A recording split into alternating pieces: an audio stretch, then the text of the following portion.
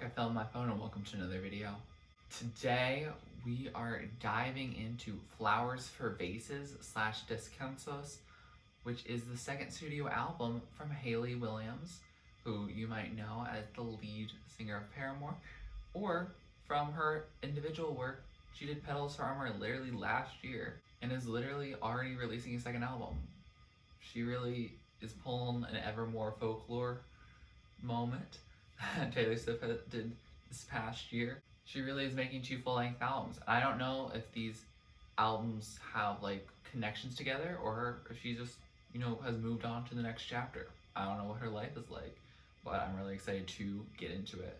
I also am hopeful that this album doesn't mean the end of Paramore. It doesn't seem like they're breaking up at all, but just the fact that Hayley Williams has done 2 solo albums before we've gotten news of any Paramore projects is just a little unfortunate, like in terms of if you're a super Paramore fan. I'm both, so I'm really just happy whenever someone is dropping music. But anyway, let's get into it. Track number 1 is First Thing to Go.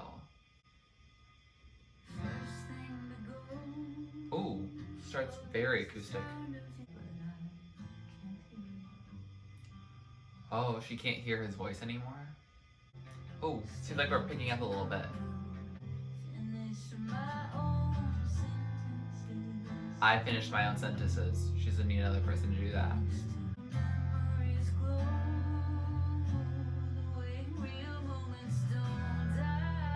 Memories glow the way real moments don't. Oh, she's really playing minimalist right now.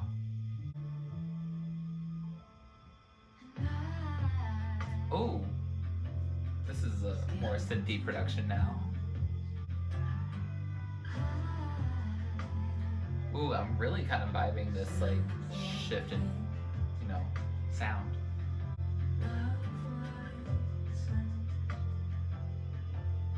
I love what's left. Oh, she repeats how she started. So that was the First Thing to Go, and I really liked that as a calm way to open the album. Also, if you can hear any like pipe sounds, my apologies. I live in this dorm room and it's been going off and I want it to stop, but I don't know. So if you can hear that, I'm sorry. That's just how it is gonna be. But the song itself, I really enjoyed it. It was very stripped back acoustic. It was kind of like, mourning a lost love and,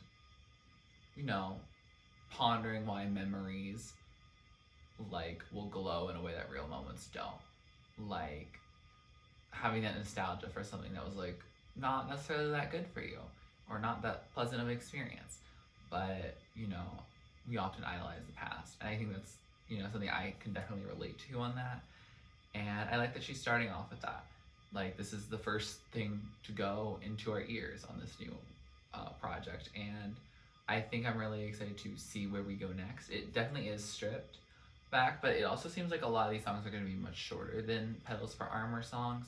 So that'll also be a different step as well. Track number 2 is My Limb. Ooh, we got a little bit of pep. I let my body bleed out. Oh, that was cool. I love how she's delivering My Limb in so many different ways. Oh yes, add that percussion in there. Let's go.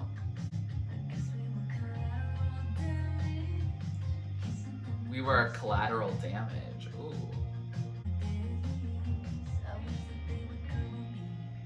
I wish the dead leaves would cover me. Okay. Let go of my limb. Ooh. Ooh. This sonic production right here, I'm getting a little bit mesmerized. My limb. Oh, she's going high with my limb, my limb. Oh, it's Don't Let Go My Limb. Oh, that's different. So that was My Limb, and that was so cool sonically. Like I really enjoyed the my limb, my limb, my limb. Like that like chorus is just gonna be stuck in my head for probably the rest of the night at least. And like I just really like the message of it. We kind of continue on from like first scene ago. It was like, you know, having the nostalgia over like things that were toxic in your life. And here she's like, you are my limb, please don't let go or else I'll bleed out. But like, I also need you to be cut off from me because like you were toxic. And so like, you know, it's that duality of like, please let go, but at the same time it's like, don't let go. And it seems like overall she's really much like in terms of her desperateness, more of a sense of don't let go of my limb, but like it might be best if it does let go. Like that's just kind of like lyrically how I'm gathering it, but like sonically, very much enjoy the song. It's a fun, groovy track that, you know, definitely takes some elements from Petals for Armor, but like changes it for new album sound. Track number 3 is Asystole or Asystole. I don't know how to pronounce it, but that's track 3. I don't live for you, and she said that with no production.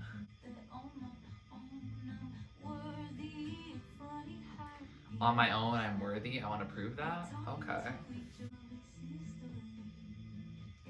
The song of Asystole, so that's how it's pronounced. I can't get my head to say anything my heart would ever understand. Oh. Oh, I like this production that's being added in here. Seems like Asystole is like a big part of the song, and I don't know what it means.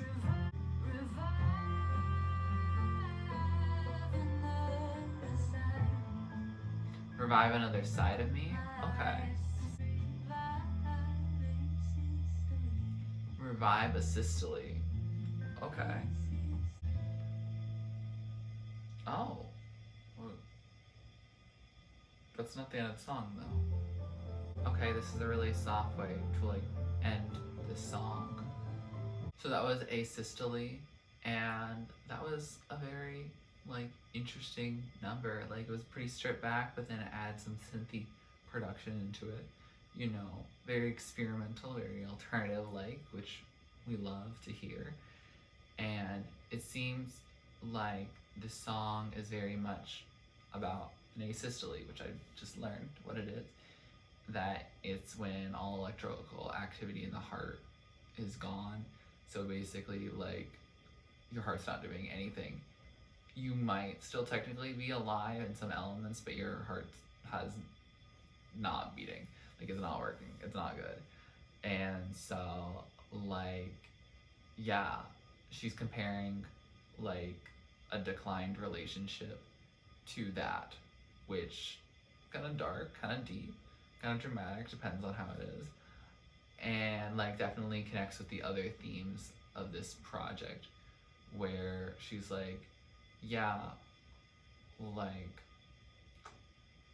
you need to get let go of, but you're still definitely a part of me. And like if I pull the plug, like there's like a connection, it's not just me. So like, yeah, dark, but like definitely can vibe to it as well. Track number 4 is Trigger. This is definitely a much guitar driven album.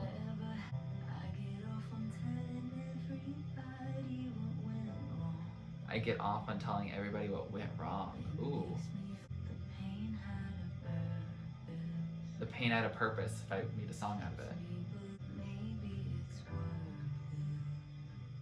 Maybe it's worth it. She wants somebody who wants her. I vow not to give up.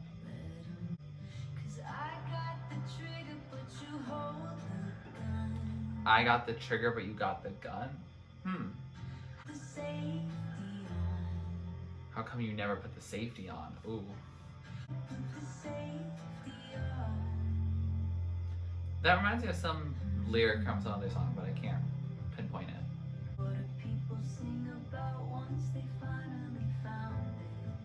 What do people sing about once they finally found like it, like love?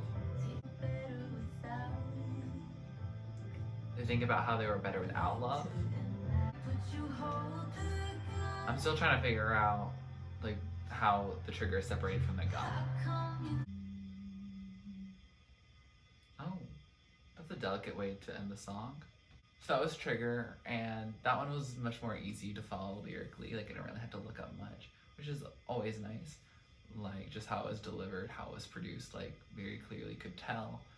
And like I feel like it's very literal. It's like, hey, like what do I write songs about if I'm like happy in love?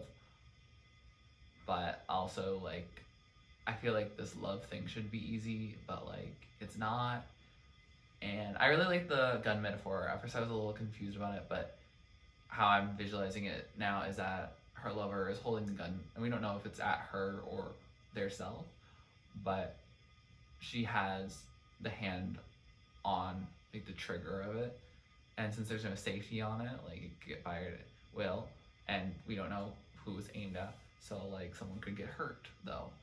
And so like she mentioned that, and I think that lyric is related to the song by Tony Pilots, Guns for Hands. That's the song I realized what I was thinking of, which like I haven't heard that song in a while. I need to listen to that song again.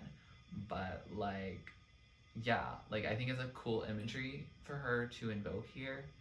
Like, while it's not, you know, brand new, like it's definitely something that we can understand as a country that clearly has a lot of Second Amendment rights and not a lot of gun control. So we unfortunately know the ramifications of, you know, unintentional shootings or just shootings that should not have happened. So like I think it's interesting for her to put that into a song and like for us to like compare that to like a toxic relationship.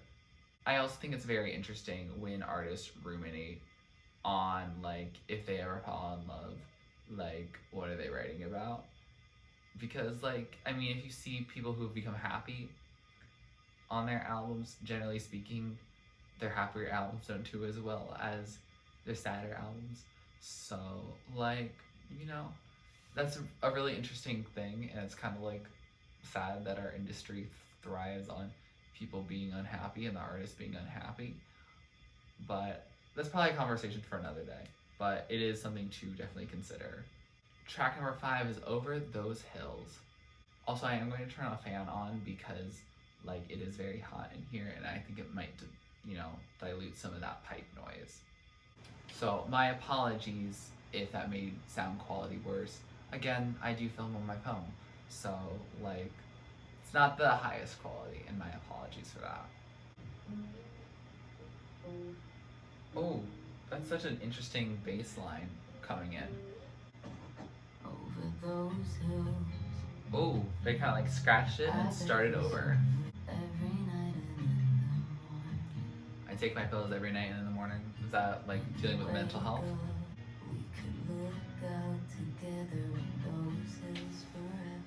We could look out together on those hills together. I love this full groove coming in. It's a vibe. Oh, this is pretty smooth. Like, it's a vibe. It's kind of romantic, looking at hills together forever.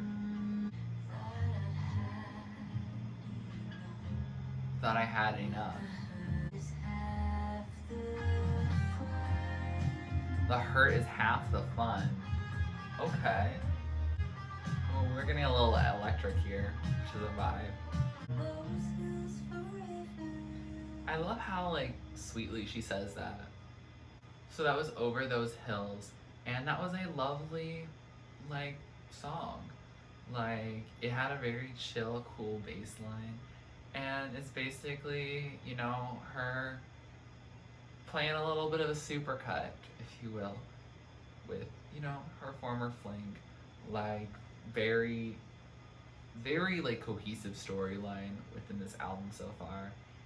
And like, while I like the different sonic approaches, like lyrically it definitely does seem very consistent.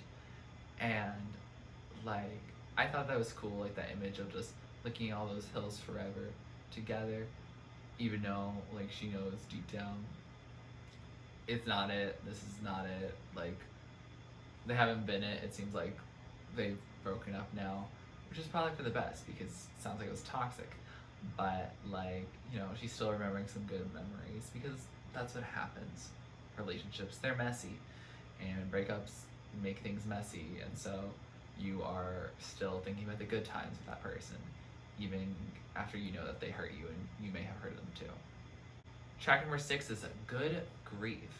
There's no such thing as good grief. There's no such thing as good grief. Skin and bones when you're not near me. Skin and bones when you're not near me. Oh, dependency. Sleep with you in a sex dream. Sleep with you in a sex dream. Oh, Hayley. I put all my demons on display. Is that a reference to her songwriting? I'll be quiet, I won't sing. Took 2 months to pack up your things. Wow. What is that? So that was Good Grief, and oh, like that felt more interlude-like with how short it was, especially with like the last 30 seconds not doing much, and I don't know what was happening there. But like, seems like she's making a statement that there's no such thing as good grief. Like, there's nothing good to be found here. There's no silver lining, and like, yeah, that sounds like her type of, you know, vibe regarding it, I guess. Like, it makes sense for her to say that. Sounds like she wants to listen to what her partner slash ex-partner has to say. Like, normally she's the one who sings, but she's like, no, I'll let you sing your song. I won't sing, I'm just gonna listen. And, you know, that's interesting. Like, 'cause we don't think of singers as like listeners, but like a lot of good singers are listening to other people's stories as well, and how they tell it, and like it's getting inspired really. And so this is her trying to listen, and like, yeah, it sounds like it's not gonna end happily because it seems like she's still going through some grief, and she, you know, was not eating. She was sleeping with her ex in her dream. Like, so not great. She's not doing the best, but like, yeah, it sounds like she's acknowledging that here, and good for her. Track number 7 is Wait On. Ooh, yep, we are continuing in stripped mode. But it's just what I keep doing. I keep doing it. I keep waiting on you. As if my life won't keep on going without you. Her life seems to revolve around this person. This is some production that's just is really mesmerizing. Makes me want to close my eyes. The sky still wakes up every morning. The sky still wakes up every morning. I love that image. Sometimes it's tired of holding, but either way, It feels the need to pour out what it's holding, like the rain. she still kept all of her feathers. There was a bird who never flew, but she kept all her feathers.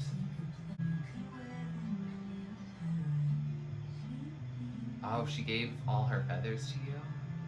So that was Wait On, and it's such an interesting song. Like, these strip sack songs, like, they make me a little, like, sleepy, but, you know, like, they're really cool. And, like, getting into the lyrics, it gets really interesting. Like, she's talking about how, like, the sky can't let the clouds basically take over. It can cry or precipitate sometimes, but like she has to navigate through it. The sky does, and she does too. Like, I assume that she is like the sky in this case. And like, there was also like someone talked about it on Genius Lyrics about like the concept of like fame, and like how like haters of Paramore or her or whoever, like, you know, sometimes like they'll like pick on her or them, and like that can get her down a lot, but it's gotten easier to get her way around the clowns because like she's been in this industry for a long time now. She's a strong, independent woman, you know, who can show emotions. Like that's totally cool, but she definitely is a lot stronger and much more resilient to any attacks against her. And then also in terms of the feather plucking at the end, which is like dark as heck, like I thought it was very interesting because like apparently her ex-lover, or I think also like he's her ex like husband, like they were like really like fully together and married and everything. Like he's also a musician. I don't really know who it is. I don't follow her personal life that much, but apparently he's also a musician. So when she inspires him like for music, like that's like her own pain that's getting put on display. And like I guess it's also the same way, like his pain gets put on display in her music as well, and that's just how it ends up being. Like you're inspired about the world around you, and if you're a dating musician, like you're gonna realize it's a two-way street. So I don't really know what her general thought on this song is in terms of how she feels about like those messages. Like those messages are really palpable and very strong, but like I don't know if she's like, like I wish I didn't have to do this, or like, oh, this is just how it is. Like I don't know what her like mood or tone regarding these messages like really are. But like it's a cool song, very chill, very laid back sonically, but it really makes you think. Track number 8, KYRH. I don't know what that stands for.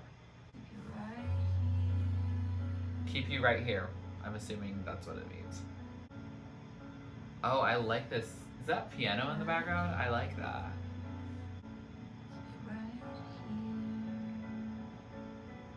I like how delicate she says, keep you right here.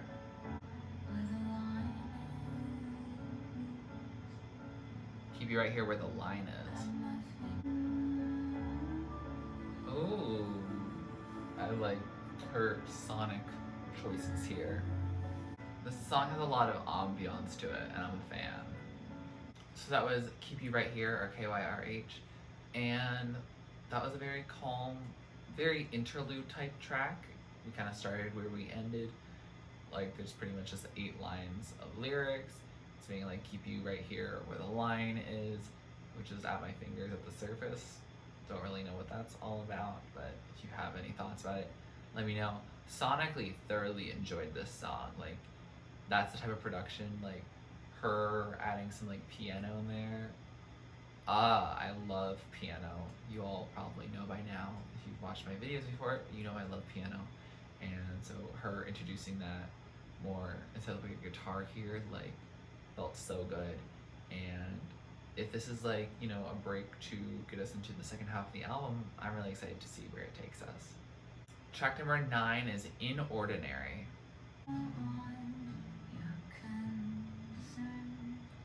I don't want your concern. Ooh, tell them.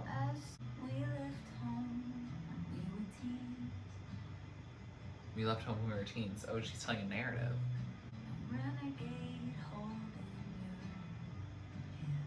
A renegade holding your hand. Is that referring to herself? I wasn't ordinary. I don't know that inordinary was a word, but like I guess so. Life began in 7th grade. Oh, I hope not for me.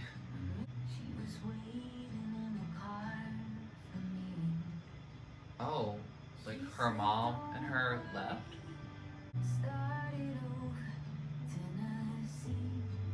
We started over Tennessee. Oh, this is like, wow.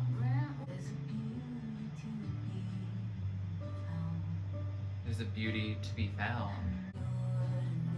There's beauty to be found in the ordinary. Oh. Oh, it's starting to like glitch a little bit. Okay.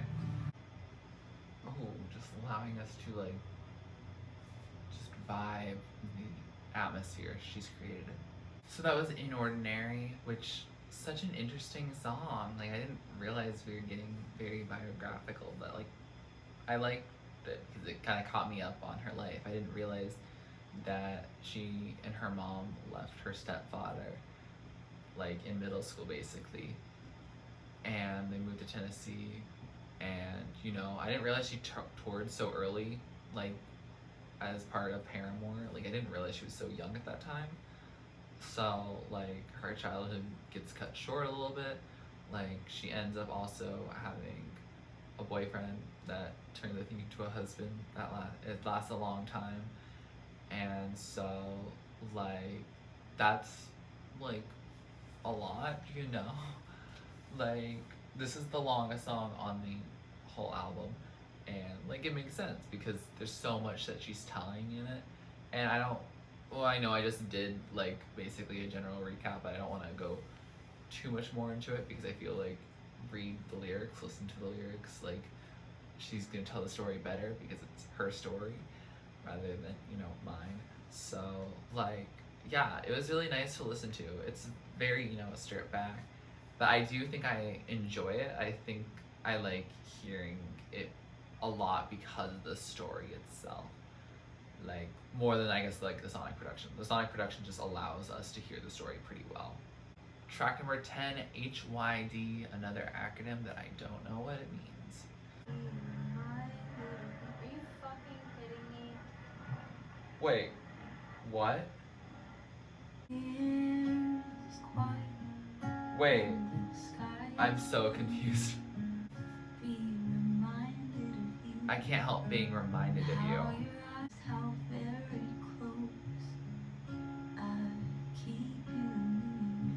How very close I keep you to me.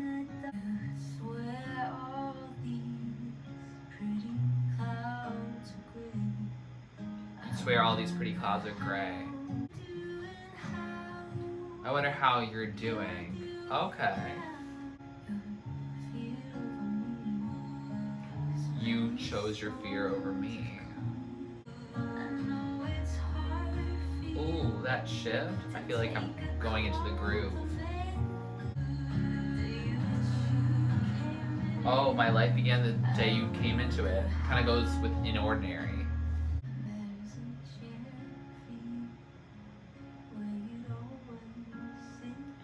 There's a chair for you where you'd always sit. Ooh.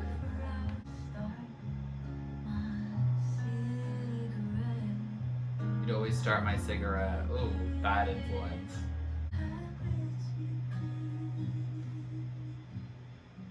I bet you did.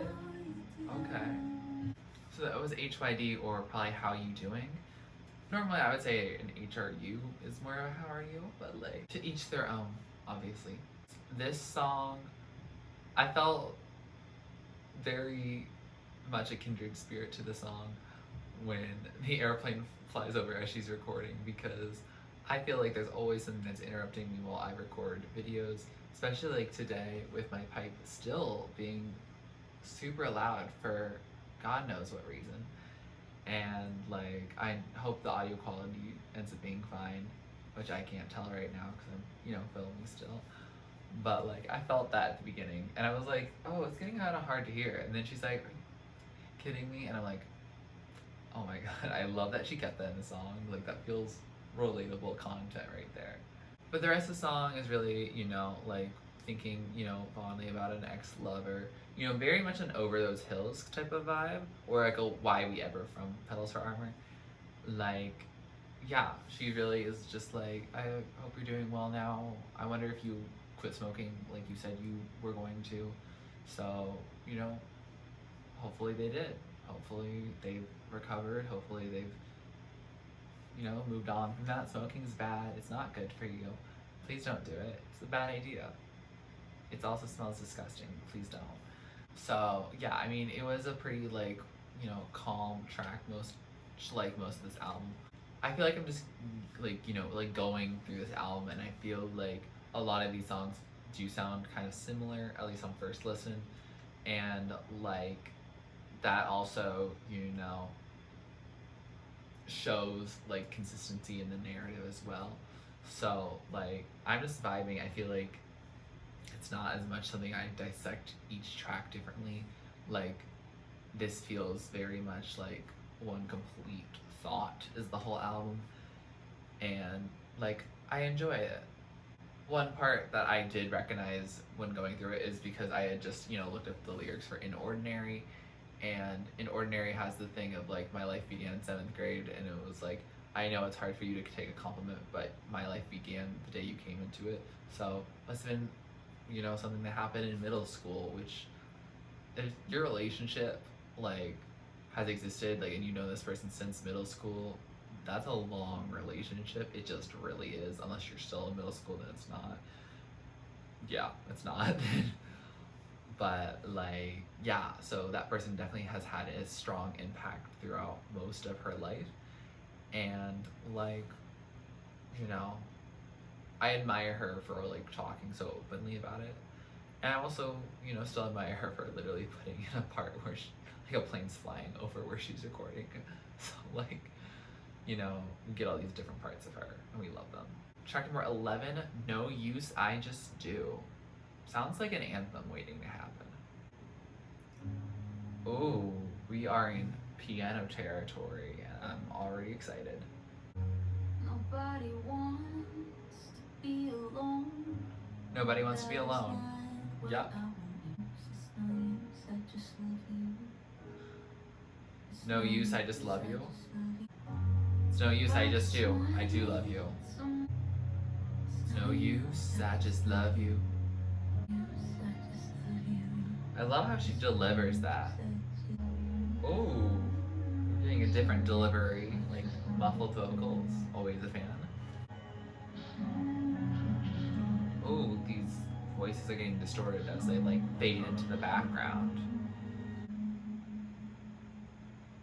Ooh. So that was No Use, I Just Do, and I feel like the emotions behind this album kind of come to a head here. It's like, oh, nobody wants to be alone, but that's not why I want you. It's like, I'm not even trying to love you, but it's no use. Everything I've tried, I just still love you. And like, she's not like able to control her emotions for, love. And I think that's a relatable message I'm sure a lot of people can relate to, like especially if you had a special someone who you realize was toxic for you, or just not even a good fit. Like, it doesn't have to be toxic, just like doesn't work out. Like, you can't escape those feelings sometimes, and that's unfortunate that we do have to, spend all that time getting over people. But like, I'm hopeful that like Hayley does get over this person, and like, yeah, I hope if that message really much applies to you as well, I hope you're able to get it past like whoever wronged you, whoever hurt you, whoever you love for no reason that you don't want to be in love with anymore. Track number 12 is Find Me Here. Ooh, kind of picked it up a little bit, but it still has campfire energy. I love the delicateness of her vocals here.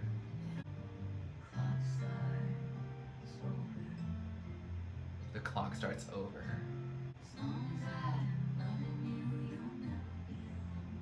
As long as I'm loving you, you'll never be alone.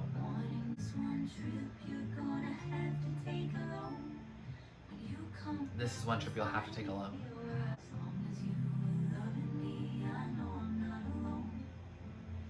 As long as you're loving me, I know I'm not alone.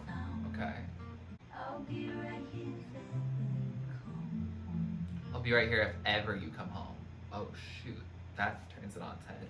So that was Find Me Here, and sonically really enjoyed it. I love how like quiet and calm it does. Is like its production, like it sounds really good. But it's like in a soft acoustic way that's not like the rest of the album.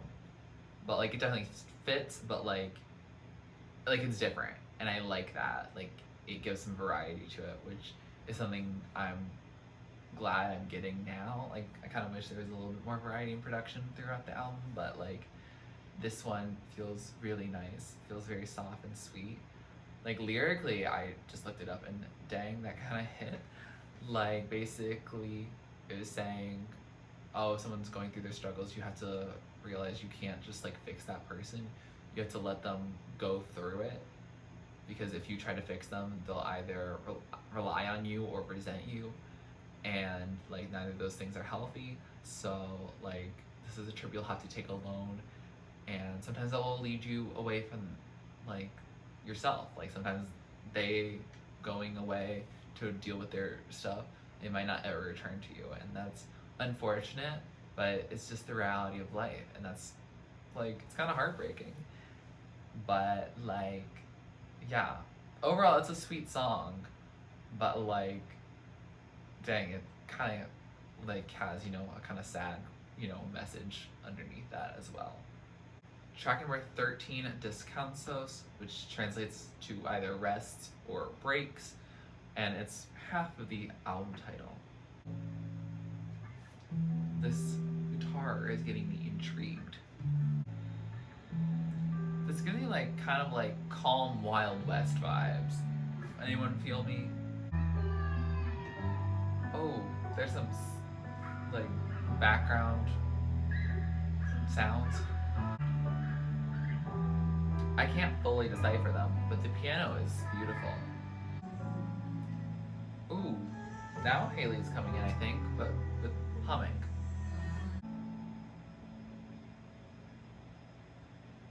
Okay, piano moment. Okay, love that.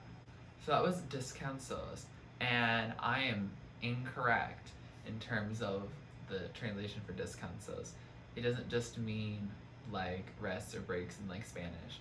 Like it has its own meaning of like descansos are like memorials that are set up by like people like at places where someone either lost their life unexpectedly or at a place like of a living person where their life was like changed forever. For example, like a car crash, you know, that left you paralyzed or something like that, for example, like if you want to be like dark. Or, you know, like a deep loss or betrayal. You know, perhaps like her like horrible divorce, perhaps might be, you know, a big turning point. Or, you know, just a point in which your life was like irrevocably changed. And like, yeah, I'm now getting those feelings in certain parts of my life. Like I'm thinking back to certain moments that were very life changing for me, and like thinking, hey, should I set up some memorials? Like, because like, yeah, that's such an interesting concept, and apparently the book that talks about these descansos was a big inspiration for Hayley in Petals from Armor as well as this album. So that's really cool to understand the background, and I feel like I get a lot more context for this project as well as specifically this song. This song is, you know, very much a instrumental. Like there are some things in the background which I can't quite make out. If anyone can tell me, please let me know. But like sonically, it's this beautiful piano track, and I'm like, oh my god, I just love piano so much. I've really discovered over this past like half year that I am just in love with piano songs. And like, yeah, like she's pulling it out here, like it sounds beautiful, and it makes me really excited to get into the last song. Track number 14, last track on this album, Just a Lover. Ooh, is that more piano? My day is made. I can't. Okay, I couldn't just quite make out what she was saying before. When we were school kids, she really is diving back into childhood. We really hope you don't wreck this.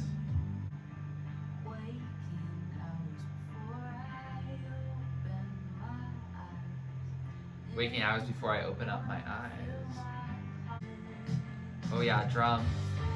Oh, I knew that drop was gonna be good.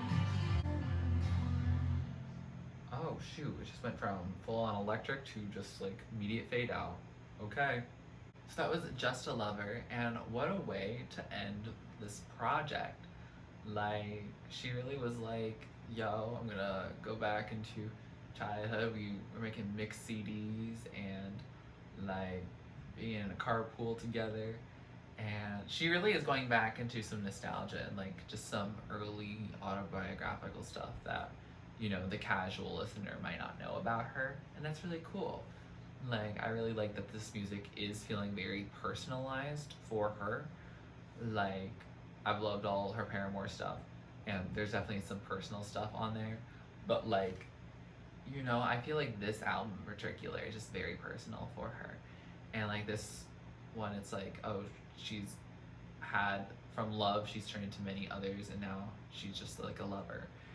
And like she sees herself as just like that one thing when she's just more complex than that. Like you can clearly see, just look at her discography, like she's complex. And I'm sure there's also sides of her that we haven't seen before and that we may never see, and that's okay. Like that's her life. But like she definitely is more than just a lover. One thing that makes me a little nervous is that she's like, one last chorus, like no more music for the masses, like in like literally the final verse. And that makes me nervous because I'm like, Hayley, is that retiring? Please tell me Paramore's still around. Please tell me you're either making more music with Paramore or more music, you know, on your own solo stuff. Like, because like this would be a way to go out, but like don't go out. I love hearing everything you have to share, like with whatever project you're using to share it. But like, yeah, so that makes me a little nervous.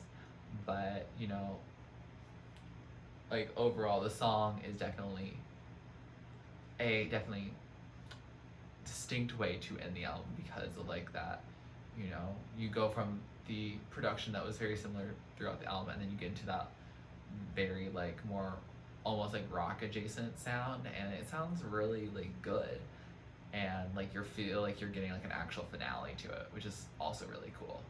With that said, we have finished this album and I have to say, wow, what a project. Like I don't know what I was expecting. I don't think it was this, but I don't know what I expected either.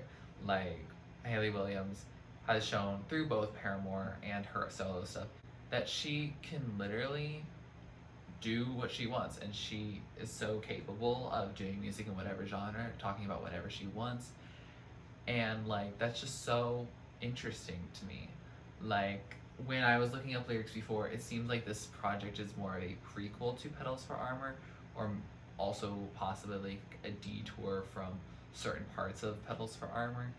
And so that's like interesting to me because it definitely sounds like, to me, I get it as a prequel because like the prequel, like she's really dealing with this divorce stuff, dealing with this hurt and all that. Like that's what she's thinking about. And then, you know, she's transitioning to Petals for Armor, which I feel like there's some more upbeat moments, there's some more like anger moments, there's some more just happy moments. Like Over Yet's probably one of my favorite songs from that album. And so like, you know, she really seems like she brightens up into Petals for Armor, but this album has come after it, and so it's like interesting to hear a prequel. I also think that just in general, like if I was reading a book and then a prequel to that book comes out, to me that's just so interesting. Like, because like it also knows where the story goes next. And so I think sometimes in those cases, like writers may like hint at things that are later to come in ways that they already know, but it's like it's not as exciting as like when you have seen some artist evolve and like you've seen the story go from chronological order. That's how I like things in more chronological order, but like Hayley Williams again can do whatever the heck she wants. And I do like this project. Like I definitely think it's more mellower. Like there's definitely not as many upbeat moments, which makes it definitely a lot harder to react to and keep that hype throughout the entire project. But like if I was listening to headphones, like this is definitely, you know, that alternative acoustic sound that people love. I don't know if a lot of Hayley Williams people like are regular like fans of that genre, but like I can definitely see this getting like interest from the alternative music side of things, especially the people who are very like indie alternative, like acoustic kind of sound. Like I can see them definitely vibing to this record. It definitely goes a little bit further away from like radio play. Like After Laughter I feel like had good radio play. Like Petals for Armor had songs like Simmer and Over Yet and Dead Horse that definitely could make it on radio. But like I can't think of any song that would work here really well on radio. So like, you know, good luck on that. I mean, not that anyone listens to radio anymore, and it doesn't really matter for alternative music as much anyway. But like, I do think it's really interesting that she kind of is further diverting herself from mainstream, and that's really okay with me. I'm happy to hear whatever she has next in store for us. If she has something in store for us, again, I'm still nervous. But like, I think like this project is really cool, and there are definitely some gems that I'm going to really like re-listening to over and over. I don't think I could listen to this album entirely in full regularly because it's a sad album, and it's also not something I can as deeply relate to. Like, sure, I have moments in my life that I could put up Descansos for, but like at the same time I can't think of like having a divorce at 21. Like, I just can't. And so like that might make it a little bit more difficult to sit through a whole album of this regularly, but I definitely can see tracks that, you know, stand out over other ones that I would more regularly listen to and vibe to. With that said, here are some of my favorites. So the top tier, the songs that stand out to me, the songs I love, the songs I'm going to be playing over and over again. Songs in the middle are the other songs that I like. They're also favorites, but like I might not listen to them nearly as much. They'll be on my playlist though.